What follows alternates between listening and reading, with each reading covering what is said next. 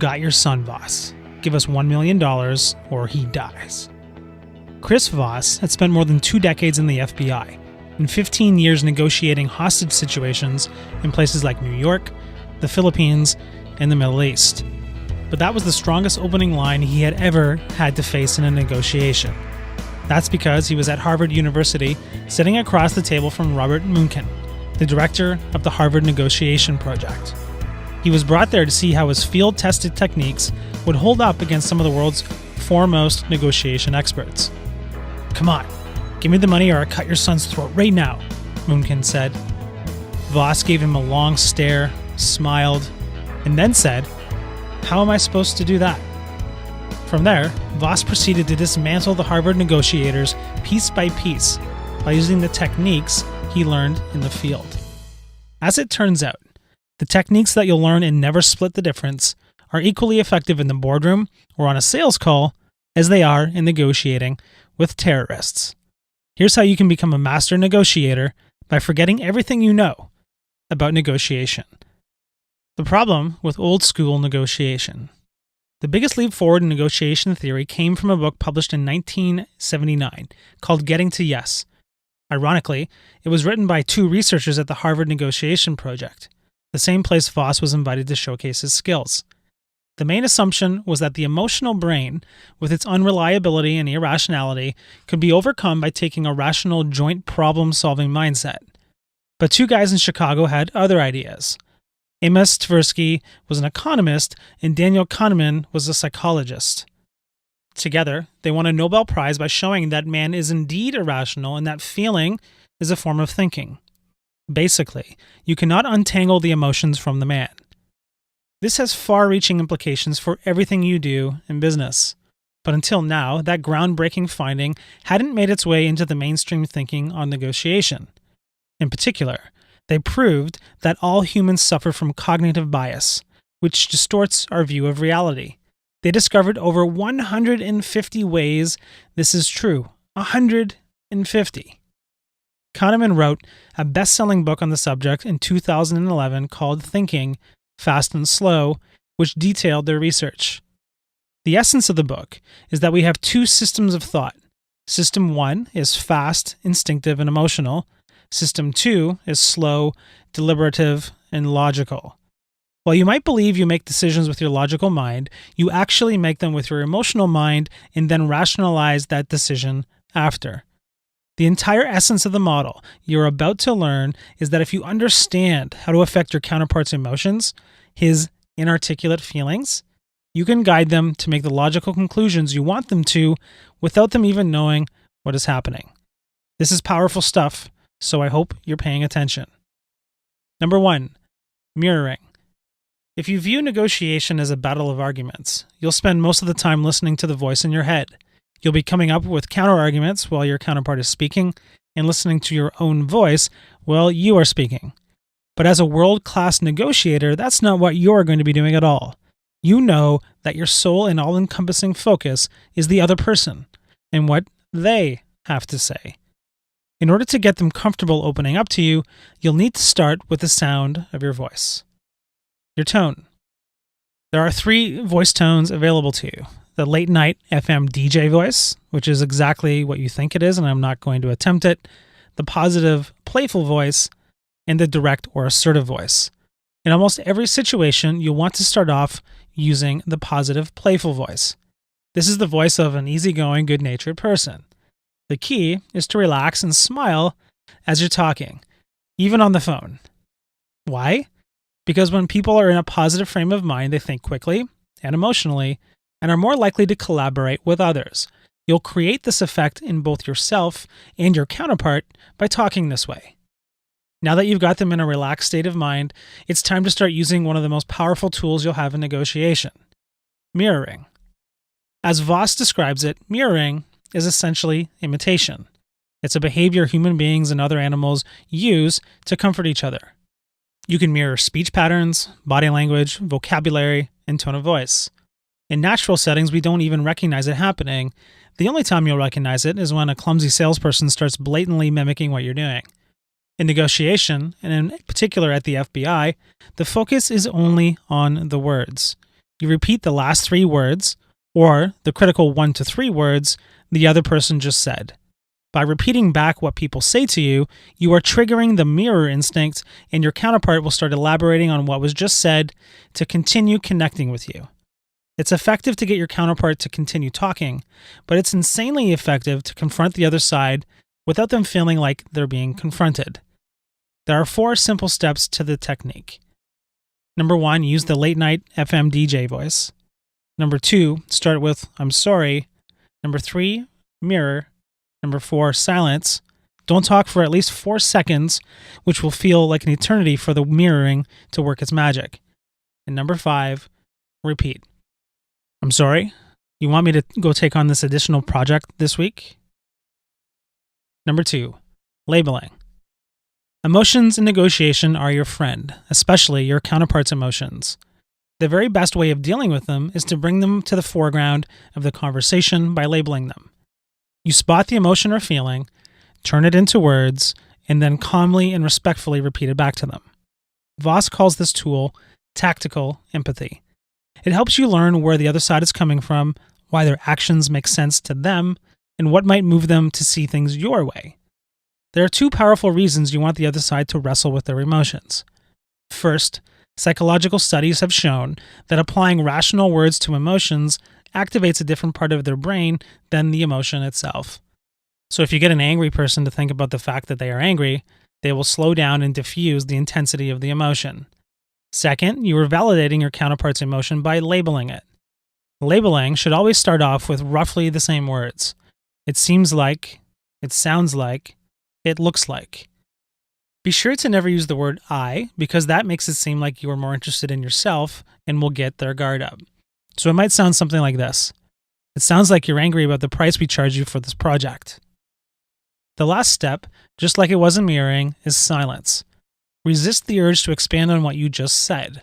Instead, let the silence do its work and listen to what they say next. Number 3, get to know.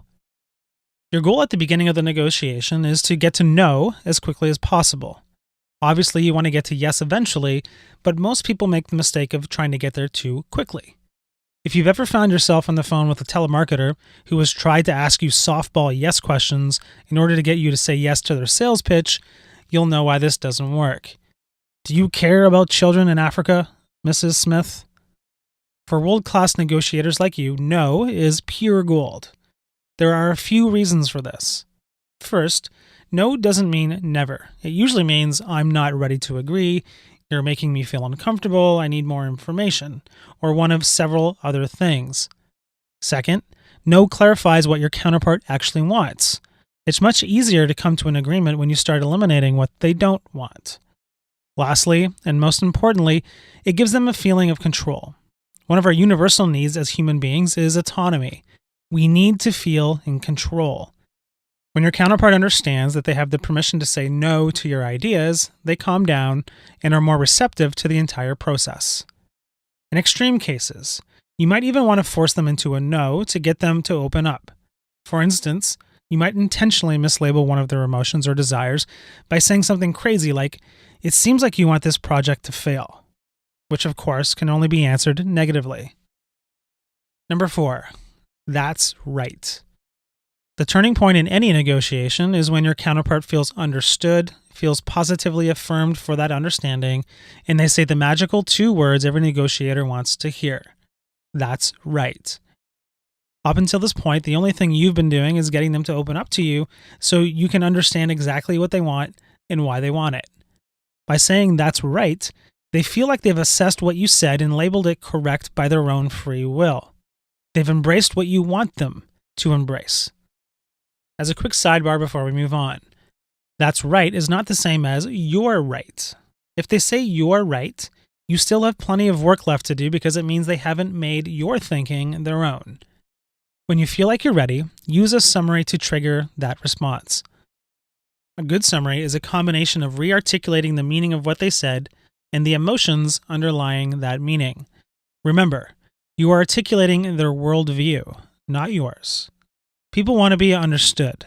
And because most people in the world do such a bad job of understanding other people, your counterpart will feel like you're one of the only people in their life that truly gets them. Number 5, bending reality.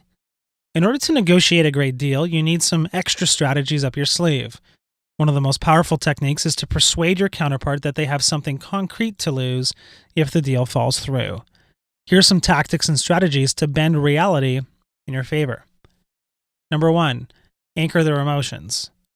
Before you make an offer, anchor their emotions in preparation for a loss. Here's the phone script that Voss used with a group of contractors who normally got $2,000 a day for their time when he only had $500 a day to spend.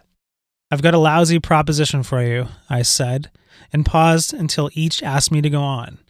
"By the time we get off the phone, you're going to think I'm a lousy businessman. You're going to think I can't budget or plan. You're going to think Chris Voss is a big talker. His first big project ever out of the FBI, he screws it up completely. He doesn't know how to run an operation. He might have even lied to me."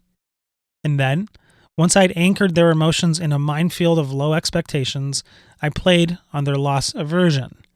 "Still, I wanted to bring this opportunity to you before I took it somewhere else," I said.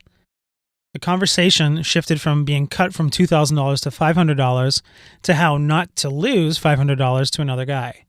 As Voss recounts, every single one of them took the deal without complaint. Number 2, let the other guy go first most of the time. Neither side has perfect information going to the table, especially when you don't know the market value of what you're bargaining for. In these situations, let your counterpart go first. Just be prepared for them to lowball you, which they'll do if they're on top of their game. Many times you'll get lucky and they'll open with an offer that's beyond what you were expecting to get in a final deal. Number 3, if you do go first, establish a range. When you do have to go first, establish your ballpark range rather than a specific price. A Columbia Business School study found that job applicants that named a range received significantly higher overall salaries than those that offered a number. This works best when the low number in the range is what you actually want. Your counterpart will be anchored by those numbers and will feel like anything near the low end of your range was a victory. Number 4, pivot to non-monetary terms. After you've anchored your counterpart, you can make your terms seem more reasonable by offering things that aren't important to you, but could be important to them. Number 5, use odd numbers. When you use specific numbers, it seems as though you came to that conclusion using a thoughtful calculation. Even if there isn't a good reason you want to pay $31,247 for that new car, it will seem like there's one. Section number 6, illusion of control, calibrated questions. Your goal in any negotiation is to get your counterpart to come up with the solution you want on their own. You can't do this directly, but if you use calibrated questions effectively, you can ride them to your ideas. A calibrated question is an open-ended question that allows you to get your counterpart to open up and in areas of conflict, introduce ideas and requests without sounding overbearing or pushy. They avoid verbs or words that can be answered with a simple yes or no. Can, is, are, do, or does are good examples. The best calibrated questions start off with one of 3 words: what, how, and sometimes why. Here are some examples of great calibrated questions. How would you like me to proceed? What is it that brought us into this situation? How can we solve this problem? How am I supposed to do that? The implied meaning of a calibrated question is that you want the same thing as your counterpart, but you need her intelligence to overcome the problem. Section number 7, getting your counterparts to bid against themselves. When it gets down to the actual bargaining, you'll usually have 4 opportunities to say no before even saying the word, which gets your counterpart to bid against themselves. The first time you do it, you'll say, "How am I supposed to do that?" The trick is to say it in a deferential way so that it appears as a plea for help. The second way to say no is something along the lines of, "Your offer is very generous. I'm sorry, that just doesn't work for me." The third time you can use something like, "I'm sorry, I'm afraid I just can't do that." Lastly, you can use, "I'm sorry, no." All the while, you haven't made a counteroffer, and your counterpart is most likely to bid against themselves at least once during the process. We're going to conclude our summary with section number 8, using the Ackerman model to bargain hard. When you're heading into a negotiation, the most important thing you can do is prepare, and then prepare some more. As the authors point out, when the pressure is on, you don't rise to the occasion, you fall to your highest level of preparation. One of the best ways to do this is to use the Ackerman model when you've exhausted your no's from the previous step. It's an easy to remember process with only 4 steps. Number 1, set your target price, which is your goal. Number 2, set your first offer at 65% of your target price. Number 3, calculate 3 raises of decreasing increments to 85, 95, and 100%. Number 4, when calculating the final amount, use a precise non-round number like $37,893 rather than $38,000. Also throw in a non-monetary item that they probably don't want. This will suggest that you really are at your limit. The genius of the model is that it incorporates the psychological tactics the master negotiators use: reciprocity, extreme anchors, loss aversion, without needing to think about them. And there you have it. Everything you need to know so that you never have to split the difference again.